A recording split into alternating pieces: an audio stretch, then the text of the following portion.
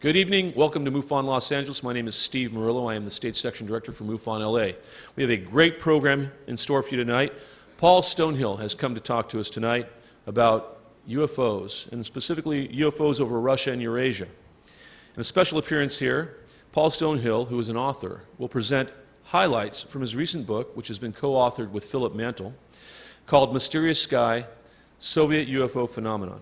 He's going to discuss the military, scientific, and intelligence reports of a range of significant UFO sightings in Russia and Eurasia, from the Iranian border to the Chechen battlefields, from the Tunguska incident to sightings of cosmonauts. Paul's analysis of the most famous UFO cases will include reports from the formerly inaccessible Soviet territories and top-secret sites.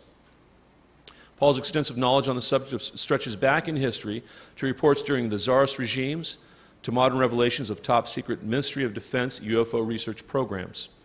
While researching his recent book, Paul's sources included top Russian and Ukrainian ufologists, military officers, scientists, which included astronomers, Gulag prisoners, Soviet pilots, submarine commanders, and historians, among others.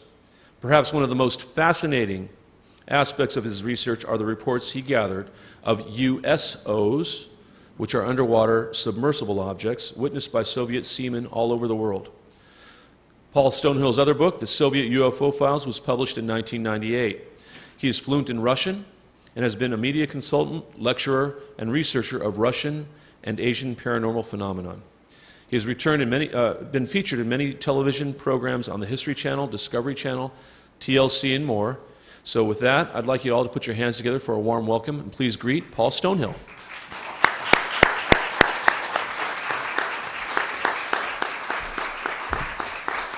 Welcome, Paul. Thank you for coming. I really appreciate it. How's this? Thank you. Let me send you some materials so you can touch some history as we go along. Please take a look at them and then please send them back. But I'll send you copies of some documents. Documents from the Institute of Space Studies of the Soviet Union, two of them. This institute was very much a part of the Soviet setka program, joint academical and military research of UFOs that had been running from 1978 through 1991. And we still don't know what happened to the documents they had, but we have a few. Not many, but a few. The other document I want to send you is a reply, actually the KGB letter to Pavel Popovich, who was, still is, a Russian cosmonaut, one of the first, and an instrumental person in the Soviet and Russian UFO research. This is when they released the KGB, 124 pages of very interesting documents pertaining to UFO research. They said that the informers would send them in. They never asked for them, and they had nothing to do with them. I wish they would release maybe a few other thousand of documents, but at least we have this.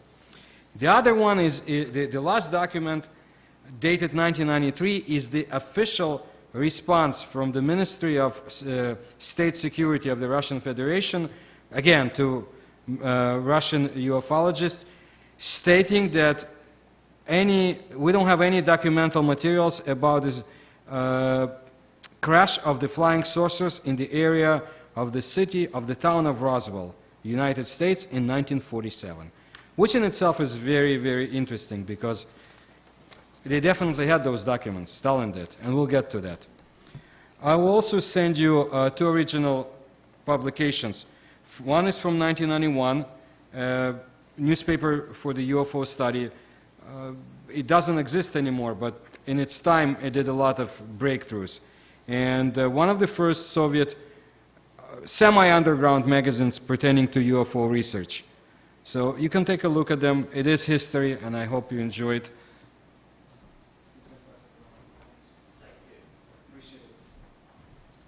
All right. Yeah, any way you want. Great. I want to bring two news items to your attention. I found out today that in Norfolk, Virginia, there is going to be a joint exercise, a military naval exercise between US, UK, Russia, and France. This is very interesting, and maybe they're getting together, and we'll talk about underwater sightings. But maybe a little bit more important is the announcement that I heard about 10 days ago that China and Russia are going on a joint space mission back to Phobos. So in 2009, they will go back to Phobos 20 years after the destruction of the Soviet space probe. And a very interesting story that we should touch upon, because many people don't want us to remember it, but we should. What I want to state is that in my research, I found out a lot of... I've come to many conclusions, but I don't want to force people to come to the same conclusion. But I do see patterns, very interesting patterns. I would say that the most important research goes from, I would say, from early 1940s until now. But it also, not it, but the main portion stopped in the mid-1990s. As the Soviet Union was falling apart, UFOs were buzzing all over the place, and people could see them, and military brass was not shy about speaking regarding UFOs, and quite openly, and described them: huge discs, cigar-shaped objects, lentil-shaped objects, coming here, coming there, but the Soviets knew from 1965 we should not fire on them. They were convinced that UFOs that were showing up all over the Soviet Union, over nuclear silos, over strategic research institutes, and other sites, were not a danger per se. Even back in 1947, Stalin not only knew about the Roswell incident, he actually had a pile of documents. I wish we could get our hands on them, or at least Russian researchers, but we can't find them. Stalin was so much convinced about this case, and he was a very curious personality, as we all know. He wanted to find out details. Do the UFOs present any danger to the Soviet Union? And what would be the assessment of top Soviet scientists? So he called in Sergei Korolev, who was the father of Soviet space science, and a few other academicians. And he laid in front of them a pile of documents, good pile, good size pile, that included documents the Soviet intelligence obtained in the United States, some other American documents, and also cases from the Soviet Union, reported UFOs. Mr. Korolev, as did others, came to a conclusion that UFOs are there. We're not sure about their physical nature, but they do not present any threat to the Soviet power. Now, we don't know details why he knew that and what he based his knowledge on. And this was a very intelligent person who had spent years studying space travel and possibility of integration of such technology in the Soviet Union. He also spent a few years in so-called concentration camps for scientists. And rumors came about secret laboratory for UFO research. All this was buzzing around, and we do have confirmation nowadays. But I found it interesting that in 1947, this person was absolutely convinced that UFOs present no danger. However, all was not peaceful in the Soviet UFO interaction. We know that in 1953 there was a military mistake when Soviet pilots attacked a huge UFO that was hovering over Siberia, and they paid the ultimate price for that. Same, huge lentil-shaped UFO, blimp-like, that has been observed all over the Soviet Union and in some other areas by trained Soviet military observers. There were other incidents. We know of a case in 1984, cases coming from the very turbulent area of the world, Iraq-Iran border, and Soviet, of course, part of that territory. And pilots actually losing their lives, and very expensive military jets going down, never coming back. But overall, it's known that from 1965, orders came down throughout the Soviet armed forces not to shoot down UFOs, not to attack them. Let them buzz around, they present no danger. And believe me, UFOs came about everywhere.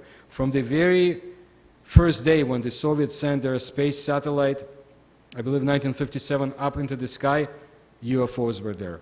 Over such strategic testing grounds as Semipalatinsk, a few other areas, steppes of Kazakhstan, Siberia, everywhere.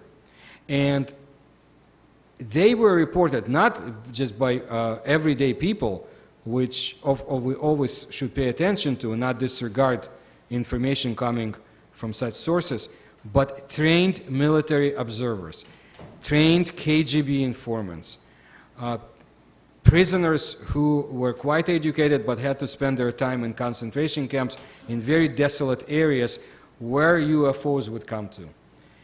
And such reports came to Moscow, came to other areas until 1977, when an organized form of report gathering was placed by the Soviet government. The so-called setka program came after a very interesting case in 1977 in Petrozavodsk, when a launch of Soviet Cosmos satellite apparently attracted attention of some other life forms. And there were very interesting observations in the sky and down below when a UFO was toying with the train, pulling it here and there, when windows were pierced by unusual apertures made by a giant jellyfish-like formation in the sky. The Soviets got scared, to be honest. And a report was published in the newspaper. It was not supposed to. Socialistическая Industria was the newspaper, and the editor was fired. But people in the Soviet Union learned that things like that happen in our skies too, so to say. And here's our media confirming what we knew, what we read in underground publications, what scientists had been speaking about, and some quite openly. And this gave an impetus for the Soviet government to create a program. Wonderful program, I should say. I wish we had all of their documents. From what I had seen, if I had more hair, it would stand up, believe me, and read. Very interesting documents.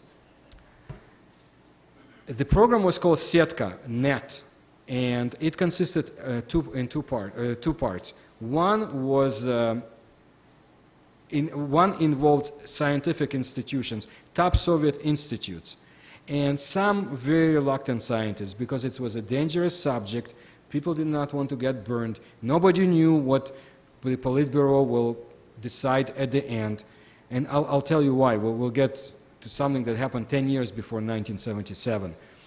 And yet, so many people wanted to find out, what are the UFOs? What do they consist of? What is it that they want? And believe me, prevalence of UFO cases was much larger over Soviet territories than anywhere else in the world. I think China may experience same rate of UFOs, but nowhere in the world were as many UFO observations as over the Soviet Union. There is a reason for that. The other part of the program consisted of military research, and this was very interesting because they were practical. Instructions went to all branches of the Soviet armed forces. Specific instructions. You have to tell us what you see. They didn't call them UFOs. That was not. That was a taboo word. They called it anomalous aerial phenomena. You know, you can lose your tongue saying that, but even in Russian. But you know, that's what they called it. But everybody knew that they were dealing with UFOs. You can pretend it doesn't exist. The Soviet Union is not the only place where people want to pretend, powers that be, it doesn't exist. But you can't wish it away. If you are trying to, you know, test a missile and there it is over you, or if your nuclear reactor is burning in Chernobyl and there is a UFO over it, actually doing something to extinguish the fire, or, you know, when your cosmonauts come back and say, we don't want to say it, but we saw angels or very strange beings, or we see these gigantic waves and also strange humanoid shapes in the sky, or this whisper that we'll talk about later. You can't hide it away, so you do have to study it. Why? Is it a threat to the Soviet Union? They always wanted to find out what's going on. By then, they knew perfectly well U.S. had nothing to do with it, and U.S. knew it had nothing to do with it. But the military part of the research was very important. Two institutions were in charge of collecting data, receiving data from from their military personnel, analyzing it, and come to conclusions. At the same time, the Soviets also created something like civilian organizations to study anomalous phenomena, and they collected a lot of information. Again, I wish we knew where most of this information is. But we have interesting confirmation. There are people who are still alive and actually are active, like former Colonel Plaksin, Alexander Plaksin, who is not shy about publications. He was a young scientist in that military part of the setka research, and he revealed a few interesting things. He keeps saying that Americans used such technology, but he doesn't go to too many details. He does say that he is very sure that there is no alien presence on our planet, but you have to be very careful how you read what he says. He means extraterrestrial. He doesn't say anything else. What other life forms can be on Earth? He also says that he cannot reveal everything because there is still the oath that he gave, actually to the government and the country that doesn't exist anymore. But but let's be thankful for his revelations, because we find out about many interesting things. Some of them we can't even fathom. For example, the so-called Arkhangelsk dust. In their research, Soviet scientists and military people were sent to this remote city of Arkhangelsk to study something very unusual, which had to do with UFOs. We don't know what it is. We just know that such case existed. Most of the cases I want to go into with details, and I pride myself on getting as much as possible, including cases that could be explained as natural phenomena. But still, I want to get back to that program. The program existed officially for 13 years, and they did collect quite a lot. We do know about this strange case in 1982 when in the Soviet Ukraine, and ICBM was almost launched because of a huge, gigantic disk in the sky. In the later years, one of the participants in that program, who was quite outspoken some years before, became very scared, and now he says, well, we didn't find anything. But even he cannot say that the 1982 case did not exist.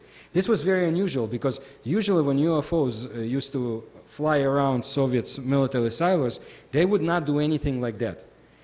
And that brings us back, and I don't want to jump from subject to subject, but there is so much to say. I want to touch on as many points as possible. Something that comes from military research, from KGB research, from stories that go back, I would say even 1,000 years ago. There seems to be two different forces embodied in such UFOs, two different forces that sometimes clash with each other in the sky over Russia, Ukraine, and so forth, and have been reported to have such incidents. I think the latest one would be in 1989 over the Ural Mountains. Different types of UFOs, maybe sometimes different colored, sometimes different shapes, actually engage each other. And that will bring us to the Tunguska case as well. So we have that phenomena over the Soviet Union, and Russia today. And we have, as I said, the military research. If we go back 10 years before 1977, before that famous case, you find something else. No matter how totalitarian the Soviet Union was, you had different You have different groups of people, different interests, and always pervasive interest in UFOs. People were educated. People wanted to know what's going on above their heads. Among those people were quite many military people, brilliant scientists, I should say. Some of them quite enigmatic, because just like the CIA was interested, I could find out in their declassified cases.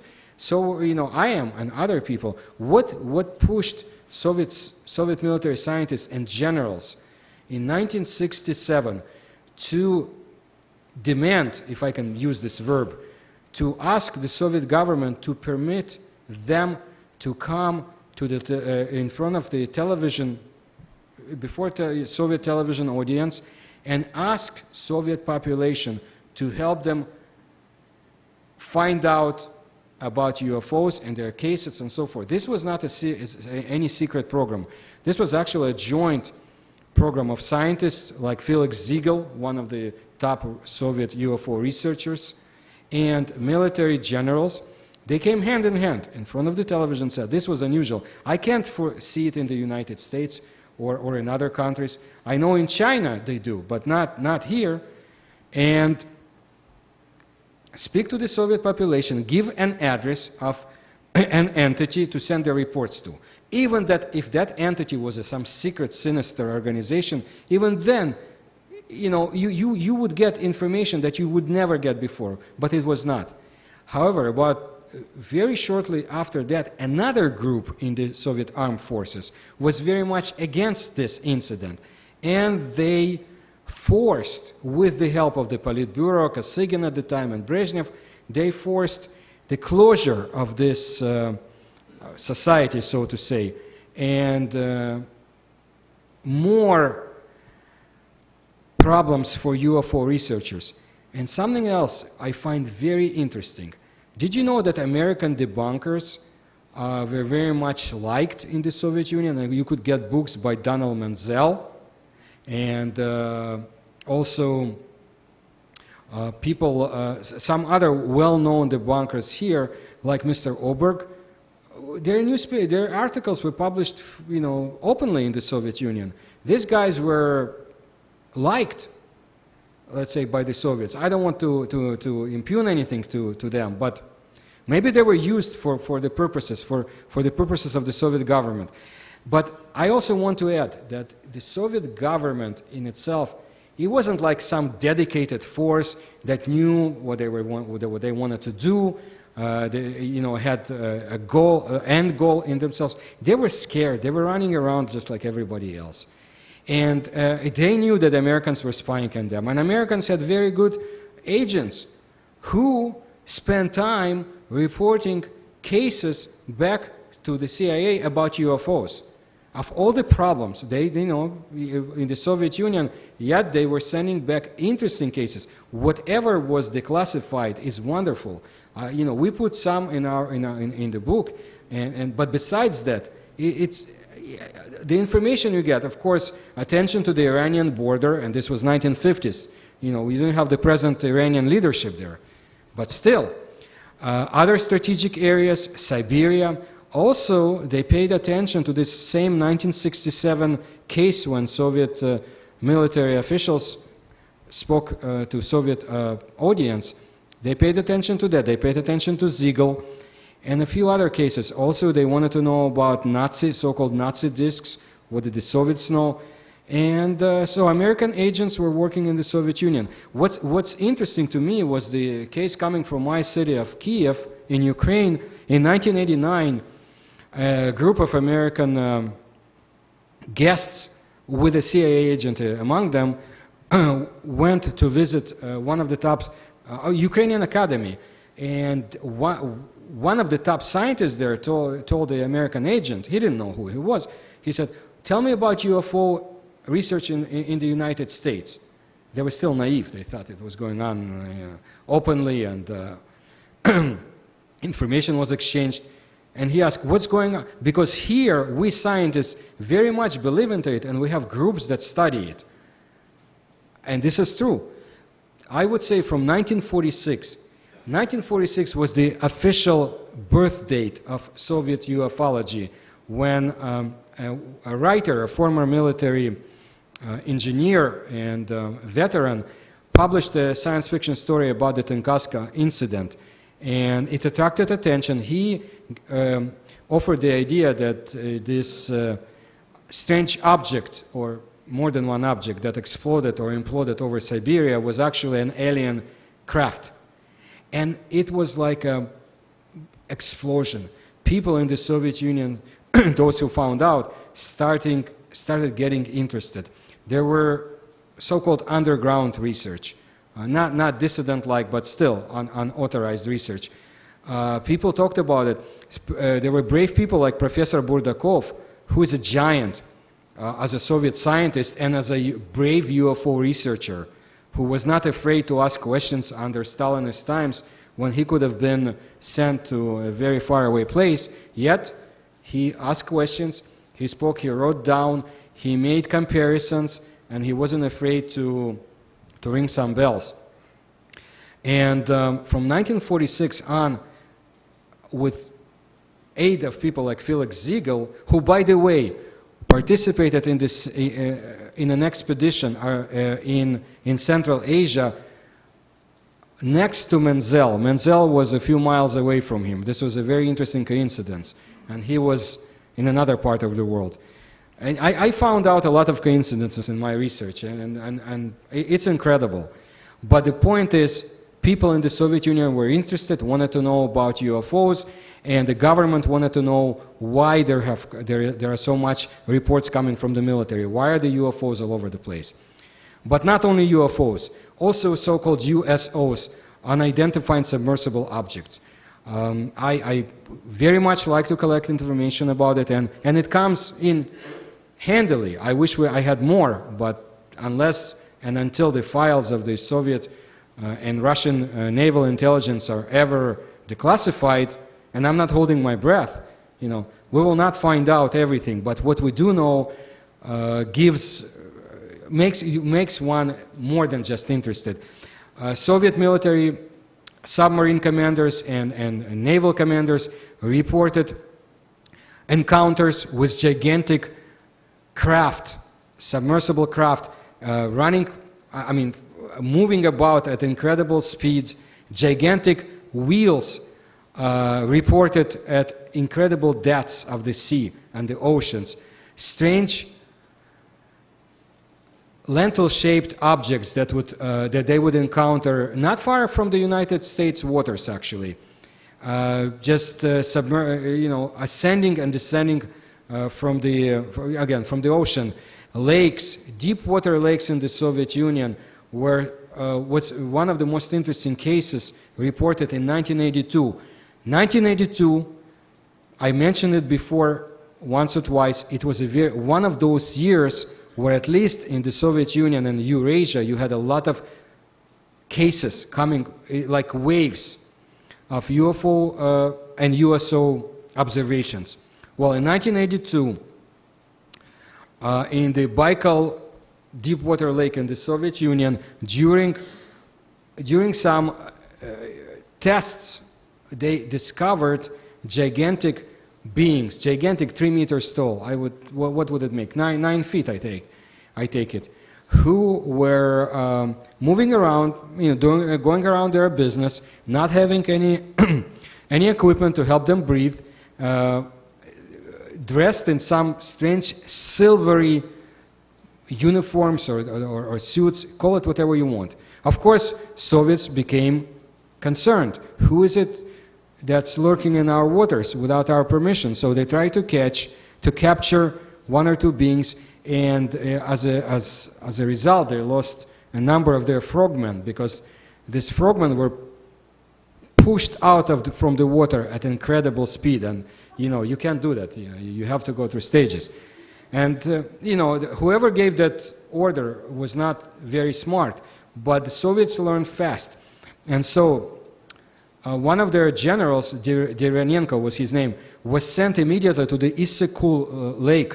This is a lake in Kyrgyzstan. Very interesting, very unusual body of water. I keep writing in Fate magazine about this because there are ancient legends, and one of them definitely pertains to what we know about these gigantic beings, because thousands of years ago, well, not thousands, but at least thousands of years ago, there was a so-called kingdom there, very unusual, that's finally went down to the bottom of the lake, and a cave was discovered, I would say in late 1920s, around that lake, that had skeletons of beings that were described just as the ones reported in 1982, and they were clad in silvery suits, had some very unusual materials around them, decorations. One was saved. The skeletons were destroyed by those who found them. But this is something that's factual and very interesting. In any event, Soviet commanders in the Issyk Lake were warned not to touch any of the so-called swimmers, let them be. The person who brought up this story also had information about the orders given to the Soviet engineering land and inland forces about prevalence of USO cases all over bodies of Soviet water. What I want to say is that Russian seamen and sailors saw quite a lot, and not only them, and reported them. And Soviets decided not to play games, leave them alone. I had confirmation not that long ago from the same setka program, because we do get documents once in a while. When I say we, I should say my colleagues and friends in the former Soviet Union, such as Vladimir Uvarov, Michael Gerstein, Nikolai Subbotin. I always like to give them their due, because these guys go on with the research no matter how hard it is for them, no matter how dangerous it is sometimes. So we do get information out. In 1982, one of the cases that was officially reported through this setka military program was a so-called crashed something. They didn't want to say UFO, but an object crashed in a forest in Russia, and two sergeants reported what they saw, a being 9 feet tall, dressed in silvery suits, running away from them. And the more details they gave, nobody put it together with this case, but because of 1982, I think there is a definite coincidence.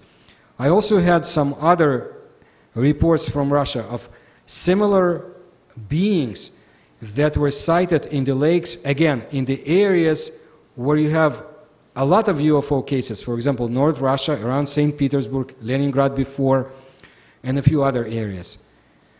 So as you go through Russian cases and Ukrainian cases, you start seeing certain areas.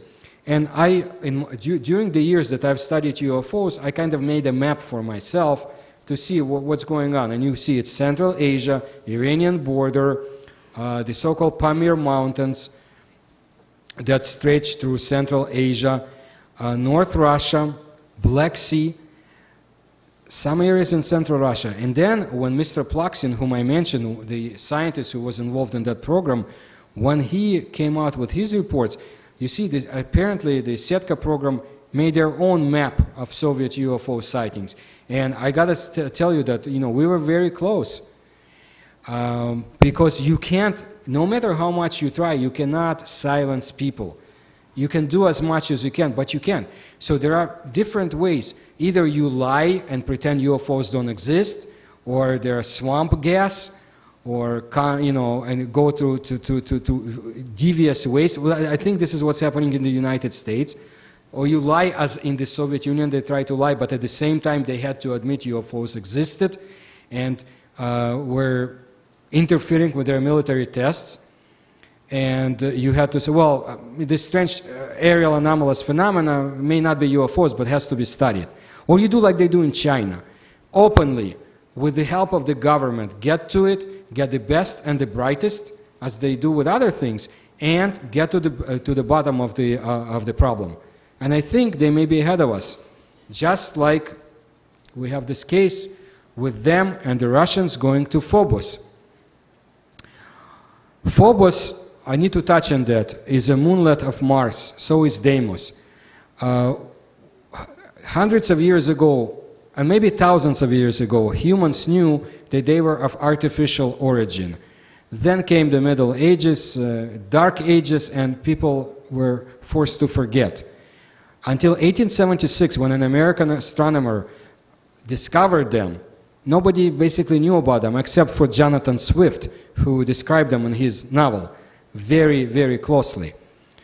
So this knowledge existed, and I guess this knowledge exists in the archives of top government agencies that study such information, because in 1989, a joint European, Soviet, and American program called Phobos, there was another name in Russian for the official name, but basically Soviets and others created 2 spaceships that were sent to study Mars, specifically Phobos, that had laser weapons on board, and we still don't know how powerful. I mean, I gave as much information as I could find, and enough was found. Enough maybe to alarm anyone who exists in that area, maybe a sentient human being, sentient intelligent being, not human, who would not want laser weapons fired at its grounds, its planet. So one of the Phobos space probes was lost on the way to Mars. The other one made it to the orbit, was studying Phobos, was about to do its experiments, trying to prick Phobos soil, and also sent its so-called hoppers,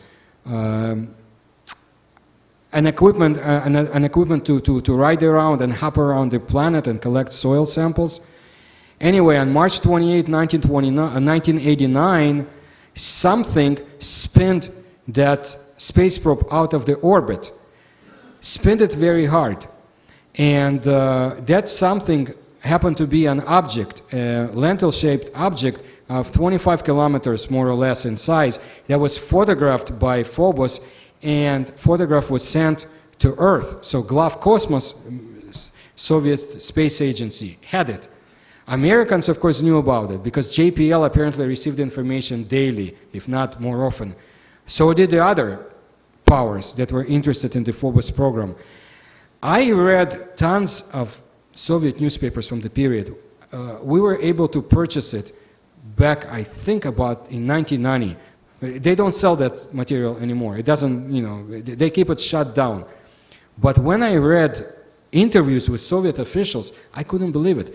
They kept saying, and you could see it, that there was a swarm of small bodies around the Phobos space probe when it was destroyed, that they mentioned this, kept mentioning this very strange object, huge object, seen next to Phobos before it was destroyed. Some of the top Soviet scientists kept saying, well, maybe it were the aliens that pulled the object away, semi-jokingly, but who knows? And there was much more. And I am very proud because this is not going to happen anymore. Russia is a different country now. That was a brief period of openness and so-called glasnost and democracy coming to Russia. Perestroika and so forth. Well, because of that, we found out a lot. A lot of information leaked out to the West. And not all, as you can see in the documents I sent you, there is a letter that states that there are no documents pertaining to the Roswell case exist. Well, what happened to the ones Stalin had? Who keeps them? Of course they have them. We can't prove it. We can't prove, we don't know what's going on with the naval files, but we do know because of people like Vladimir Azhaja, who is today 76, 77 years old, and may he have a long life. Because of people like him, we find out a lot. He had good friends. He was a former submarine officer himself, and he had good friends in the Soviet naval intelligence who protected him when the Communist Party made sure he was fired from his job for wanting to find out too much about UFOs and forbidden lectures that he gave out. So they protected him. They took him in, and the first assignment they gave to Vladimir Azhaja in 1976 was to write a monograph about USOs. So you had bright, intelligent people in the armed forces who did not want, who had to play the game, but at the same time they wanted to find out what's going on. And because of that, Vladimir Azhaja, because of his good relationship with top naval officials, we found out a lot. And later he became one of the fathers of Soviet ufology, actually, in the later years, and still persists. But we found out about reports coming from about UFOs. For example, the 9 discs, I believe, from 1977 that came to a secret Soviet naval base and buzzed around and did whatever they wanted. We also found out about submarine encounters, and he mentioned a few other cases. And other people came out, and we found out about Soviet submarines that were involved in the so-called croaker research. Now, croaking sound is something that frogs make. From 1975 to about 1980, Soviet submarines in the Atlantic, mostly in the waters around the Atlantic, of course they like to come to this area, they were engaged by very enigmatic, gigantic beings deep underwater who tried to communicate with them. That's what they thought. And reacted to Soviet signals, from the submarines. Of course, Soviets were nervous. They thought it was an American invention, something, but it was not. It was a very strange case because it stopped about 1980. Again, 75, 1980. In other research, I found out there were a lot of cases underwater, in the sky, and on land that pertain to USOs and UFOs. No one knows until now what happened because suddenly in 1980, everything was shut down. I'm sorry, from I would say 1982 to 1984. This research was shut down. Naval commanders were sent to other institutions, other sites, other bases. And some people are trying to find out what's going on. At the time, they thought it was the Americans. They thought maybe some gigantic unknown animals. But more and more, the more information comes out, and there is not a lot, the more people are convinced, knowledgeable people, that we're dealing with something that's not human, not of human origin. Again, this was just one of the cases. There were more. I urge you to be very curious about the so-called Mariana Trench, the deepest place in the world in the Pacific Ocean. I don't think it's not far from the Guam Island. Back in 1960s, when a U.S. naval officer with a Swiss scientist went down to the bottom of the ocean and saw some very interesting things. And you can Google Mariana Trench and you will find out. I had an article published in Fate, I think in 2002. I had a lot of reports and questions that came about because of that. What I published was that we don't know that in the United States, but the Russians do. They have some sources we do not. Apparently in the middle 1970s, an American exploration platform was working in the area of the Mariana Trench, went down, and there were no humans aboard. When there was some problem and the humans that were in the ship above pulled it up, they saw that this platform was maimed, was almost torn to pieces. And who would do damage like that? Who? We know about gigantic worms that exist down in the Mariana Trench that exist not because of the sun, it's a different biological form, but because of the underground processes that go on in the ocean. That's very interesting. But there may be other things. And Soviets were also interested in that. And you find out a lot of information, not only about the Soviet Union, like Mariana Trench, South Georgia Island, not far from the Falklands Islands. Well, Soviet ships reported very interesting donut-shaped UFOs and other shapes through various years. Maybe American military ships also observe it, or the UK ships, but it's not being revealed. But because of that brief period of glasnost and perestroika, and because of courageous work of many scientists and military and just everyday people, a lot was found out. This is what my book consists of. I mean, this, and believe me, more information comes out. Dates, names, cases, and you know, we could go, any part of this, almost any part of the Soviet Union, you name, things were happening.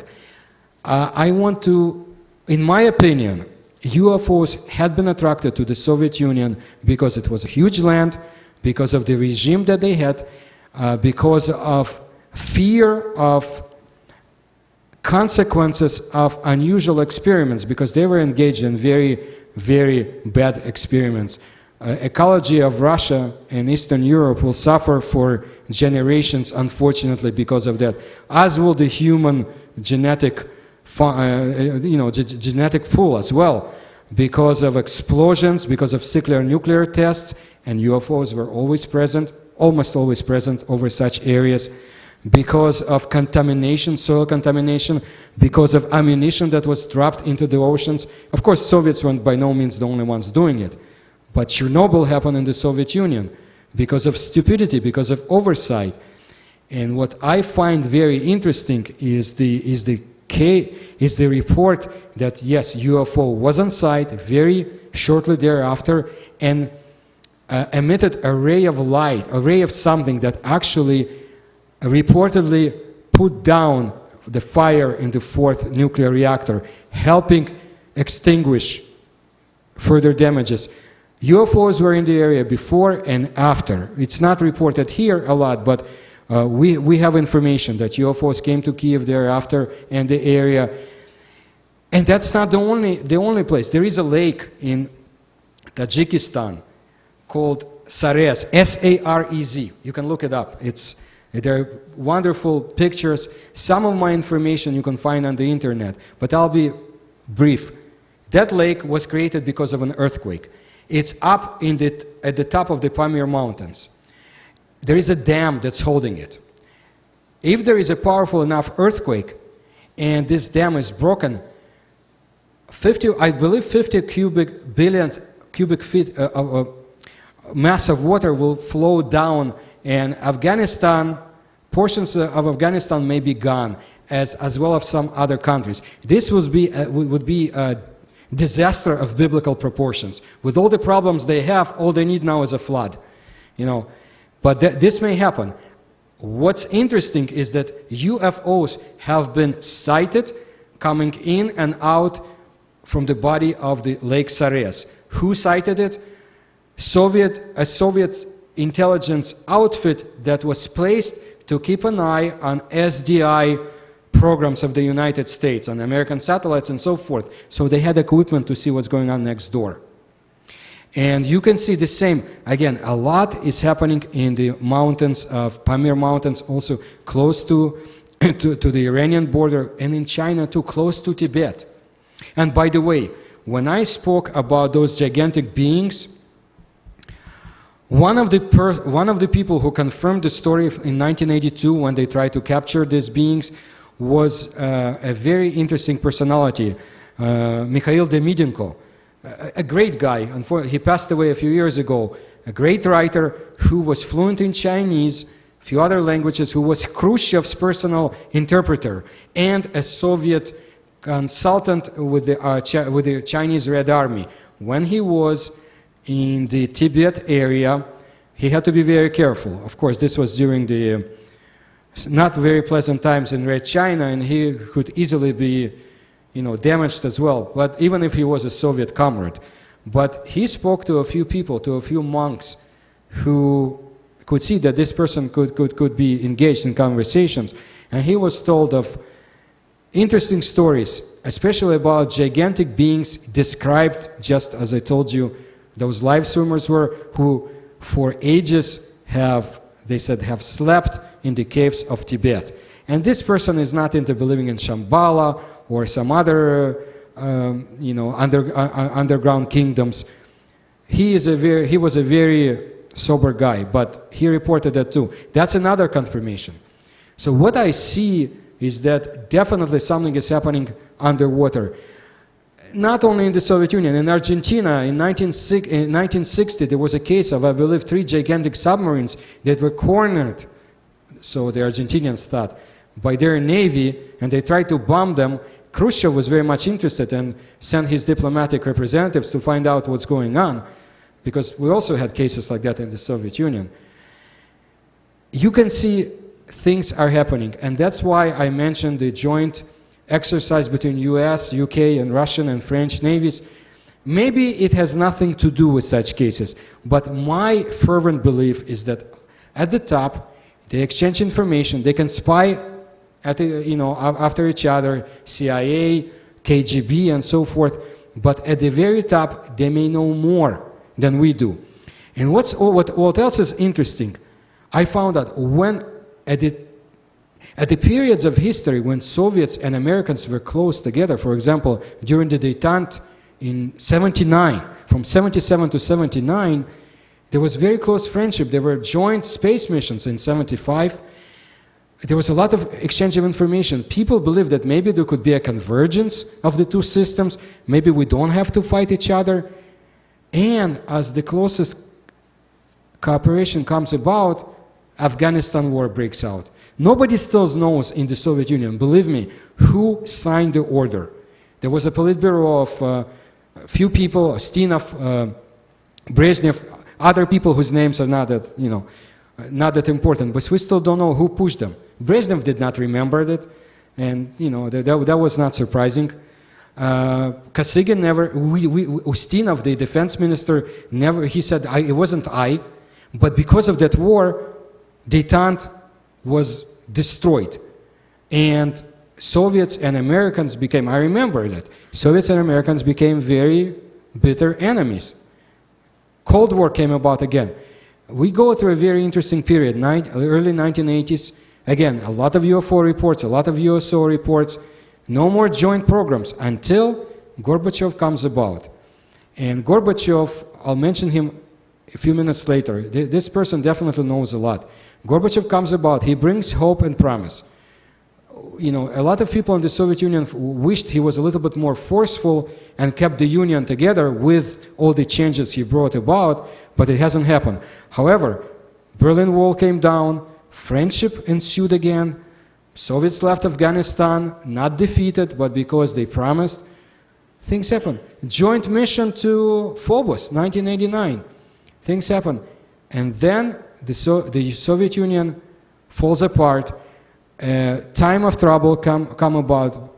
Yeltsin comes in, who was not Tsar Boris, as he was called, was perhaps not the brightest person, and we had a lot of difficulties ever since.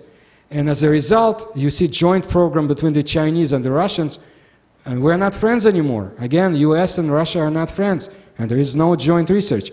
But I think there is joint knowledge. Somebody maybe with clenched teeth admits to each other, be it, trusted people by Bush and Putin or special agencies, I'm sure they exchange information. I'm sure they're trying to figure out what to do together, just like Ronald Reagan and Mikhail Gorbachev tried to do in 1987, and Reagan gave quite a few hints. Now, Gorbachev not only gave hints. One of the most important cases in my book is the Monchegor case. I'm so angry because we still don't know what happened. But basically, in 1987, in northern Russia, Soviet Union, not far from St. Petersburg, area well known for UFO sightings, like Ladoga, other areas, an object was found by city of Vyborg and brought to another, and was brought by a special airplane to another area in the city of Monchegorsk, where it was kept. It was a small spaceship-like object, very similar to American shuttle, but different. And special research groups went to study it, military research. To make the long story short, they were managed to get in, actually broke one or two pieces. They couldn't do anything else. One of few metal rods had radiation burns and so forth. It was as that shuttle was made for very short people. Very short people. They couldn't understand everything that was inside. They did nothing, but they could see where the frontal part was, where triangular openings like windows were, and so forth. They kept that object. Gorbachev reportedly changed his itinerary and came to Morchegorsk. He never confirmed it, but we do know that he changed abruptly his travel plans and came to Morchegorsk. The object was kept in a special hangar and it disappeared one day, just by itself. It caused a lot of interference with electrical systems and so forth. It disappeared. And ever since, we do not know what happened. But there are military people who touched it, who saw it, who observed it. Somebody has documents. Where it came from, we have no idea. Where it went from, we don't have any idea too. But again, I want to give you time to ask questions. I don't, because I'm sure that you have a lot. My personal belief is, because people ask me, do you believe something was shut down? Do they have something in their hands? They do have something in their hands. Whether confirmation of anything that was shut down, I personally doubt that our, the humanity at our stage of development can shoot down anything that can speed away at incredible speeds, can break apart in different forms, different shapes, can do things that our physics cannot confirm or explain. But I do believe the Russians have something in their hands. And that would be an archaeological find, maybe even coming from my native Ukraine, where in 1948, there are very interesting reports, a rocket ship was uncovered for the second time. Early in the last century, it was uncovered, but the governor of Kiev had enough conscience and knowledge to say we're not ready to touch it. Well, Stalin had no such problems, and in 1948, when it was uncovered again, this was a huge rocket ship-like object. It was cut down into pieces. What was found on aboard were plans, artifacts, and writings in ancient Sanskrit language of India. There was something else that happened in Kiev in '53. I won't go into that, but what's interesting is that Mr. Burdakov, who I always like to mention, that top Soviet scientist and Russian scientist who always pushed ideas of UFOs, found out that early to mid-1950s, Soviet academicians, some of the best and brightest minds, were put together and given an object to study. And they had to give their assessment as to what the object was. They looked at it, it was a small rectangular object, they looked at it, they smelled it, they touched it, but they couldn't say what it was, because they couldn't know. Well, today we know what it is, it's a microchip, but at that time they didn't know. There is so much more I can tell you, and maybe we'll meet again, but now I'm here, and if you have questions, ask me. Thank you.